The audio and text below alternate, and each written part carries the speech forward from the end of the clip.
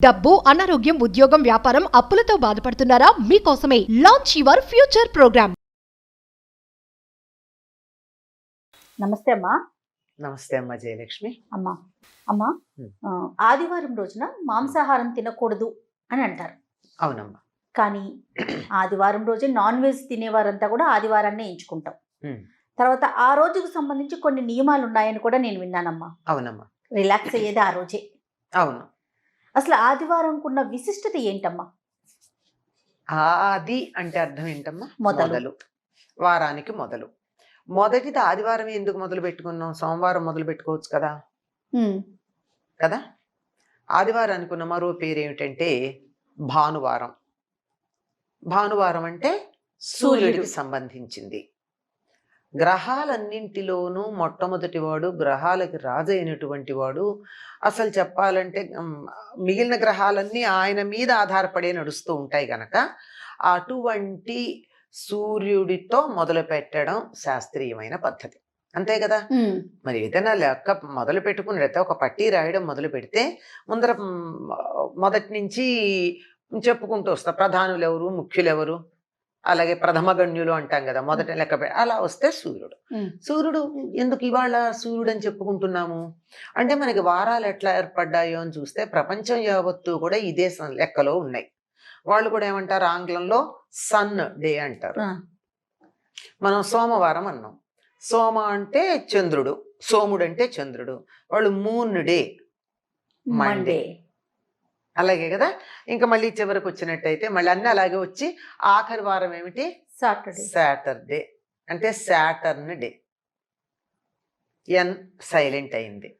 మనం శనివారము అంటే ఈ వారాలన్నీ కూడా గ్రహాల మీద ఆధారపడి ఈ వారాలకి పేర్లు వచ్చాయి. అందువల్ల భాష మారింది కానీ వారాల లెక్కలో ఎక్కడా మార్పు రాల. ఎందుకు అంటే ఎందుకు ఇట్లా వచ్చాయి?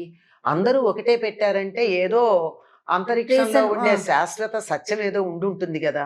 ఏమిటంటే సూర్యోదయ సమయంలో ఏ హోర ఉంటే ఆ హోర గ్రహానికి సంబంధించిందైతే ఆ వారానికి ఆ రోజుకి ఆ పేరు పెట్టారు.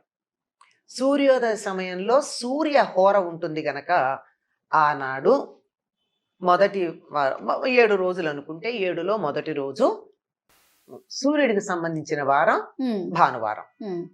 అలాగే శని సూర్యోదయ సమయంలో శని హోర ఉన్న రోజు శనివారం. మళ్ళీ పోనీ 8వ వారంలో ఇంకో 8వది పెట్టుకుందామా అంటే మళ్ళీ సూర్యుడు వచ్చేస్తున్నాడు. 8 పెట్టుకోవడానికి వీల్లేదు, 6 తగ్గించడానికి వీల్లేదు.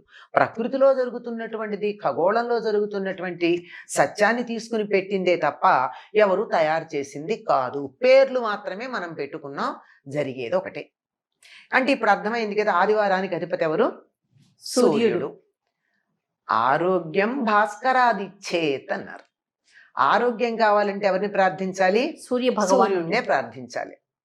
ఆ సూర్యుడిని ప్రార్థించినటువంటి వాళ్ళు ఆరోగ్యం పొందినట్టుగా మయూర శతకం లాంటివి మనకు కనపడుతూ ఉన్నాయి.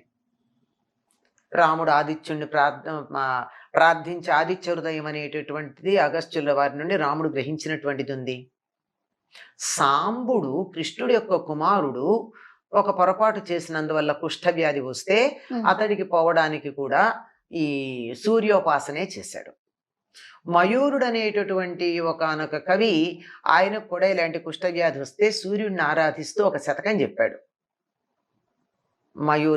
మయూరుడు దాన్నే భాస్కర శతకం అన్న పేరుతో తెలుగులో కొన్ని అనువాదాలు కూడా వచ్చాయి. అది కొంచెం తేడా ఉందండి. భాస్కరుడు గురించి చెప్పింది వేరు, మయూరుడు రచించిన సూర్య శతకం, దాని పేరే సూర్య శతకం, దీనికి కూడా అనువాదాలు ఉన్నాయి.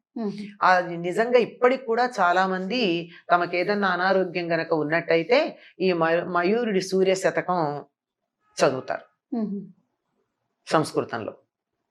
అలాగే ఆదిత్య హృదయం నిత్యం చదివేటటువంటి వారు అనేక రకాలైన అనారోగ్యాలు రాకుండా, ఏదో సహజంగా వస్తాయి, వయస్సు వస్తే వార్ధకం రాదా, శరీరం వదిలిపెట్టరా, అది కాకుండా వేరే రకాల ఇబ్బందులు రాకుండా ఉంటే తప్పనిసరిగా ఉన్నట్టయితే. ఒకప్పుడు ఆదివారం అంటే సూర్యుడికి ఆరోగ్యానికి ఉన్న సంబంధం చెప్తున్నా. అందువల్ల మనకు ఆరోగ్యం బాగుండాలంటే ఆదివారం నాడు కొన్ని నియమాలు పాటించమని చెప్పారు. అటువంటి వాటిల్లో ఏమిటంటే ఆదివారం నాడు తలంటు పోసుకోకూడదు. కానీ మనం ఆదివారం సెలవు గనక ఆదివారం రోజే. నాడు మాత్రమే తలంటి పోసుకుంటాం. అవునా కదా? అవునమ్మా. తర్వాత ఆదివారం నాడు మాంసాహారం తీసుకోకూడదు మాంసాహారులైన వాళ్ళు. ఇంకా మాంసాహారం తీసుకోవడమే కాదు, సాత్విక ఆహారం తీసుకోవాలి ఆ రోజు. అంటే ఉల్లిపాయ, వెల్లుల్లిపాయ, మసాలా ఇట్లాంటివన్నీ వేసే ఆహారం కాకుండా మిగిలినటువంటి వాళ్ళు కూడా సాత్విక ఆహారం తీసుకుంటారు.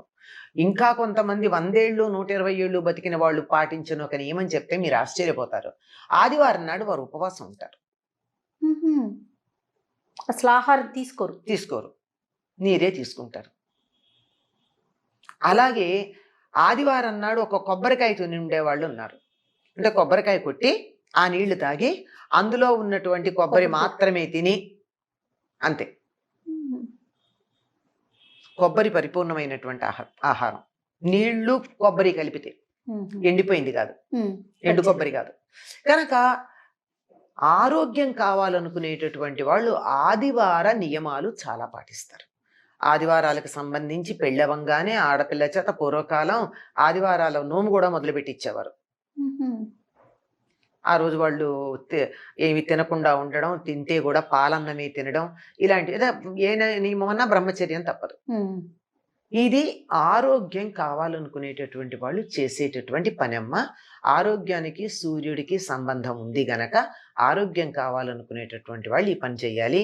మనకి ప్రస్తుతం అనారోగ్యాలు చాలా ఉండడానికి కారణం ఏమిటంటే ఆదివారమే తలంట్లు పోసుకుంటాం, ఆదివారమే మాంసాహారులు మాంసాహారం తింటారు, శాకాహారులు కూడా ఆ రోజే ఏదో సోమవారం శివుడికి, మంగళవారం ఆంజనేయుడికి ఇట్లా వారాలన్నీ పెట్టుకుని ఆదివారం ఎవ్వరికీ పెట్టుకోకుండా ఉండి వీళ్ళు కూడా మసాలాలు ఇత్యాదులన్నీ తినేది ఆదివారమే పెట్టుకుంటారు.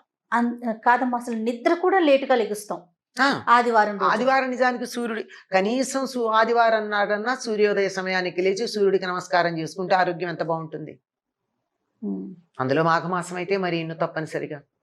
కనుక ఇటువంటి జాతి మొత్తానికి అనారోగ్యాలు కలిగించేటటువంటి పరిస్థితులు కొన్ని మనకు వచ్చేసాయి. ఎందుకంటే ఆదివారం సెలవు ఇవ్వడం అనేటటువంటి ఒక సంప్రదాయం మనకు వచ్చి ఇవన్నీ వచ్చాయి. ఒకప్పుడు మన దేశంలో గురుకులాలకు కూడా ఆదివారం సెలవులు ఉండేవి కాదు. అసలు ఈ వారానికి ఓ రోజు సెలవు ఏంటమ్మా, ఒకటే సెలవు ఉండేది. అనధ్యయన దినమని అమావాస్య వెళ్ళిన పాడ్యమి సెలవు ఇచ్చేవారు. అనధ్యయనము అంటే అధ్యయనం లేనిది, అంటే ఎప్పుడు చదువుకుంటూ ఉంటే మనసుకి చదువు బాగా ఎక్కదో అటువంటి రోజున సెలవిచ్చేసేవారు. అమావాస్య నాడు మరి చంద్రుడు అసలు ఉండడు, సూర్యుడు మాత్రం తీవ్రంగా ఉంటాడు. అందుకని గురువులు వాళ్ళు సాధన చేసుకునేవాళ్ళు. వాళ్ళు సాధన చేసుకుంటూ పిల్లలకి ఇంకా ఆ సమయంలో మనసు సరిగ్గా పనిచేయదు గనక, అంటే చాలా తక్కువ స్థాయిలో ఉంటుంది గనక ఎక్కువలు ఉంటాయనే సంగతి పిచ్చివాళ్ళని చూస్తే మనకు తెలుస్తుంది అమావాస్య పౌర్ణములకి. అవునవును. కనుక ఆ ఒక్కరోజే సెలవిచ్చేవారు చదువుకి, మిగిలిన అన్ని రోజులు పనిచేసేవారు. ఆదివారం అన్నం తింటలేదా, మరి ఏ పని మాననప్పుడు చదువు ఎందుకు మానాలి, ఉద్యోగం ఎందుకు మానాలి? కనుక నెలంతా పనిచేసేవారు. ఎవరికి ఎప్పుడు అవసరమైతే అప్పుడు సెలవిచ్చేవారు. ఇప్పుడు వారానికి ఓ రోజు ఇవ్వడం, నాకు ఆదివారం అవసరం లేదమ్మా, నాకు మంగళవారం నాడు ఇంట్లో పని ఉంది, ఆ రోజు సెలవిస్తే బాగుంటుందా, నేను ఆదివారం సెలవిస్తాను మంగళవారం నీ పని మానుకుని రమ్మంటే బాగుంటుందా? ఇదంతా తర్వాత కాలంతో పాటు వెళ్ళిపోతున్నామమ్మా, అట్లా వచ్చేసింది. అంచేత మరి ఆదివారం సెలవు ఎందుకు వచ్చింది, ఇది కూడా మనకు ఒక లెక్క ఉంది కదా. ఆదివారం సెలవు ఎందుకు వచ్చిందంటే ఆదివారం యొక్క పవిత్రత తెలిసినటువంటి క్రైస్తవులు ఆదివారం నాడు ప్రత్యేకంగా మిగిలిన రోజుల కన్నా ఎక్కువగా ప్రార్థనలు చేస్తారు, చర్చి కడతారు. వాళ్ళని చూసన్నా మనం తెలుసుకోవాలి కదా. వాళ్ళు చర్చికి వెళ్ళడం కోసం ఆదివారం సెలవిస్తే మనం ఏం చేయాలి, ఆదివారం నాడు ఎక్కువ పూజ చేసుకోవాలి. అవునా? అవును, అర్థం అదే కదా. అలా ఇవ్వడం మొదలుపెట్టి వాళ్ళు చర్చికి వెళ్ళడం అనేటటువంటి దానికి ప్రాధాన్యం ఇవ్వడం వల్ల వారు తమ సంప్రదాయాలని పద్ధతుల్ని ఎక్కడ మానలేదండి, చూసి నేర్చుకోవాల్సింది అది. ఆదివారం నాడు సూర్యుడు ఆధిపత్యం కలిగి ఉంటాడు గనక, మనలో సూర్యుడు జీవప్రజ్ఞకి నేను అనేటటువంటి భావానికి అధిపతి కనుక, నేను చాలా బాగా పనిచేస్తుంది కనుక ఆదివారం నాడు మరింతగా మనకి నచ్చినటువంటి పని పూజో పునస్కారం అధికంగా చేసుకోవాలి తప్ప వీటికి భిన్నంగా ఉండేటటువంటి భోగాలకి వెళ్ళకూడదు ఆ రోజు. తలంటి భోగం, రుచికరమైన తినకూడని పదార్థాలు తినడం భోగం. వివాహితులైనట్టయితే గృహస్థ ధర్మం నిర్వర్తించటం భోగం. కానీ ఆనాడు బ్రహ్మచర్యం పాటించండి. ఇలాంటి నియమాలు ఇంకా చాలా కూడా చెప్పారు అనుకోండి, ఇవి చాలు మనకి. అవన్నీ మనకి సంబంధించినవి కాదు, మన నిత్య జీవితంలో లేవు. ఓకే.